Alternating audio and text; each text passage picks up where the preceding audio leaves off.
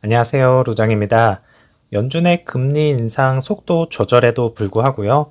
최종 금리를 5.1%까지 높일 것이라는 발표 이후에 투자 심리가 급격하게 위축이 되었는데요.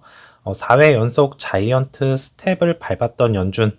하지만 이제 12월 금리 인상 속도를 조절을 하면서 50 베이시스 포인트로 빅스텝으로 전환을 하였습니다. CPI가 둔화가 되면서 FOMC 회의에 기대감을 걸었지만은요, 회의 내용에서 이제 파월 의장의 연설 중에서는 아직도 할 일이 많다, 2% 물가 목표를 상향할 생각이 없다면서 긴축 정책이 계속될 것이라고 예고를 하였고요.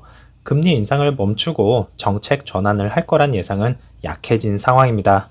그로 인해 3대 지수 모두 하락으로 이어졌고요.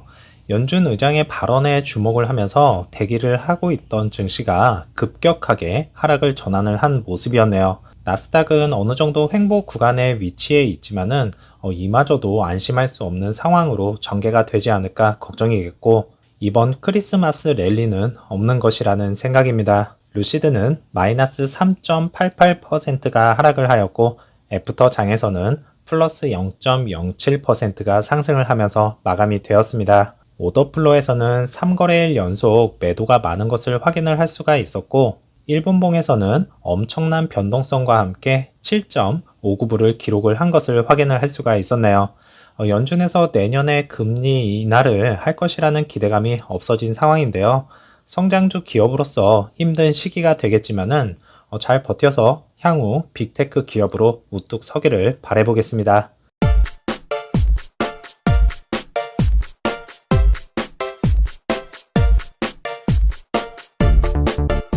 기사 내용에서는 루시드가 구매자가 반품을 거부하는 경우 바닥이 없는 구덩이일 수 있다고 말을 하였고, 매크로 열풍이 심해짐에 따라서 루시드가 원하는 대로 잘 작동하지 않을 것이고, 연준이 인플레이션율 상승에 대처하기 위해서 금융 여건을 타이트하게 유지할 가능성이 높기 때문에 2023년 전망은 상당히 역풍에 직면할 수 있다고 합니다. 현재 투자자들은 EV에 대한 투자 심리가 많이 꺾인 가운데 테슬라의 놀라운 하락은 업계에 영향을 미쳤다고 하고 있고요. 과매도된 폭과 모멘텀 지표가 주가를 살려줄 수는 있겠지만은 베어, 즉 마켓을 이야기를 하는 거겠죠.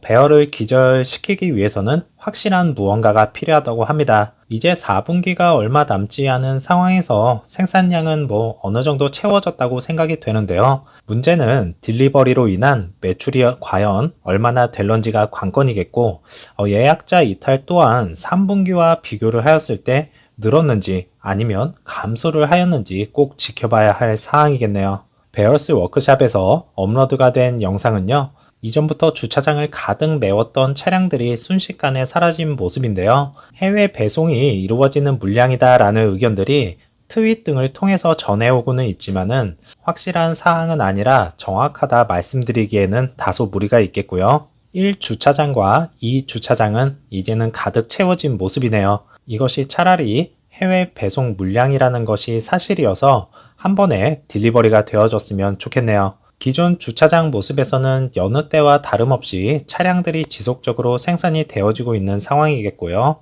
공장 외쪽으로는 이전보다 많은 차량들을 다시 세워놓은 모습이네요. 왜 이렇게 나누어서 세워놓았는지 곰곰이 생각을 해보니까 한 번에 뒤죽박죽 세워져 있으면 배송 시에 문제가 될 수 있기 때문에 이렇게 모델 트림별로 분류를 해놓은 것이 아닌가라는 생각이 들었습니다. 일단은 큰 주차장에 차량이 딜리버리가 되어진 것에 대해서는 안심을 해야 되는 상황이겠네요. 에드먼즈가 새로운 EV 구매자를 위한 5가지 질문에 답변을 하였는데요. 그 첫 번째가 완충으로 몇 마일을 갈 수 있느냐는 질문이었습니다. 아시다시피 주행거리는 EV 모델, 배터리 사이즈, 그리고 주변 온도, 운전 스타일에 따라서 결정이 되지만 저가형에는 이제 100마일, 최대 516마일인 그랜드 투어링이 있겠고요. EV 평균은 약 250마일이고 이제 구형 EV 1세대 기술과 배터리 성능 저하로 약 100마일에서 200마일 더 짧아지는 것을 알 수가 있었습니다.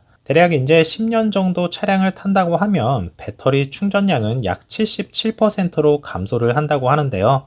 마일 수는 늘리고 차량 가격은 다운시킬 수 있는 방법을 파나소닉 배터리와 함께 손을 잡으면서 그 시작을 알린 것을 어제 영상에서 다루었습니다. 기존에는 이제 LG와 삼성 SDI 배터리를 사용하였지만은 2023년부터 퓨어 모델과 그래비티에 파나소닉 배터리가 탑재가 될 텐데요.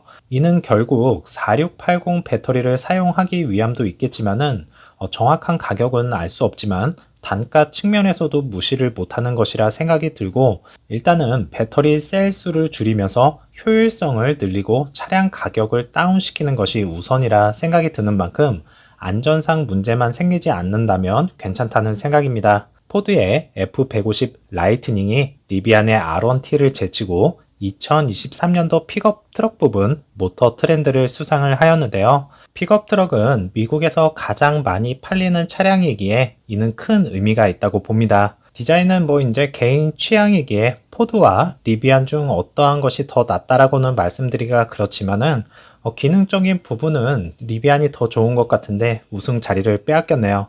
루시드가 만약에 픽업 트럭을 선보인다면 모터 트렌드 수상을 다시 한번 했으면 좋겠고요. 2024년에 출시가 될 그래비티로 수상을 다시 한번 재현을 했으면 좋겠네요. 오늘도 즐거운 하루 보내시고요. 저는 다음 영상에서 찾아뵙겠습니다. 감사합니다.